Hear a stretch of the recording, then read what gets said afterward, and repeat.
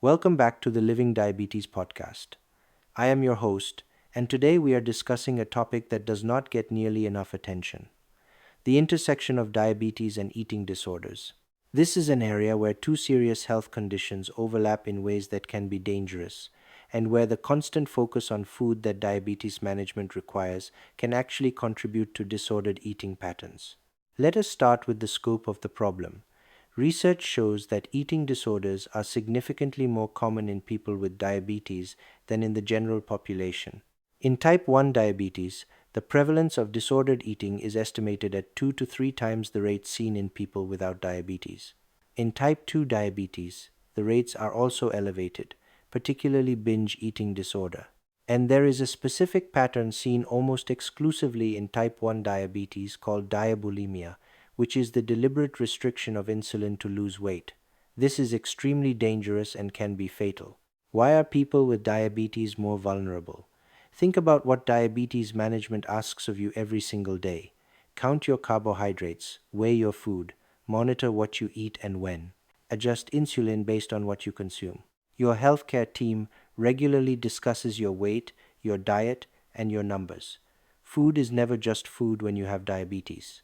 It is always a calculation, a decision, and potentially a source of guilt or anxiety. For people who are predisposed to eating disorders, this constant food vigilance can be the trigger that tips them over the edge.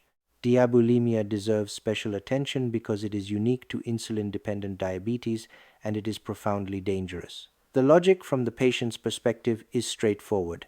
Insulin promotes weight gain.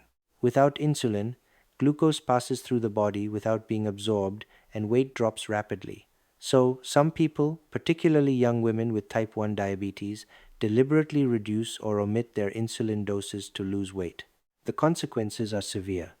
Without adequate insulin, blood sugar soars. Over time, this leads to diabetic ketoacidosis, which can be life-threatening in the short term. In the long term, chronically elevated blood sugar accelerates every diabetes complication.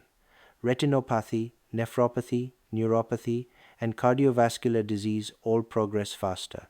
Studies have shown that people with type 1 diabetes and diabulimia have significantly higher mortality rates than those who take their insulin as prescribed.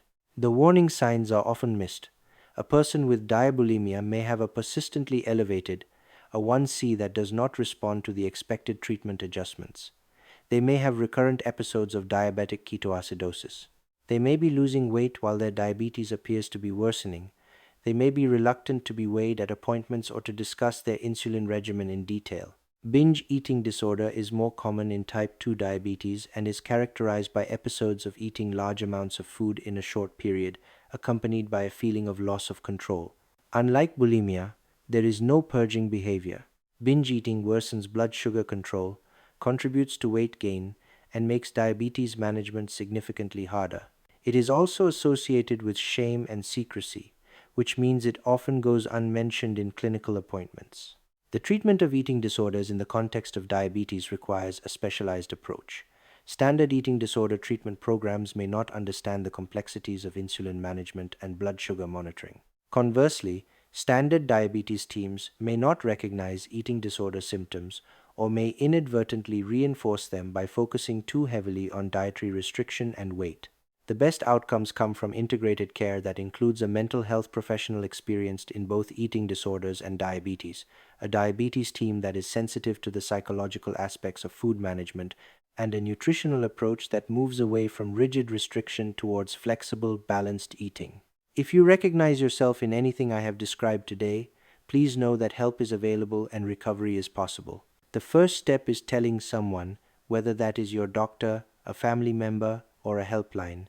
Eating disorders thrive in secrecy. Breaking the silence is the beginning of recovery. If you are a healthcare provider listening to this, I would encourage you to screen for disordered eating in your diabetes patients, particularly young women with type 1 diabetes who have unexplained A1C elevations or recurrent ketoacidosis.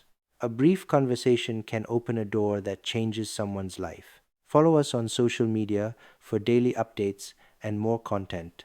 Until next time, take care of yourselves.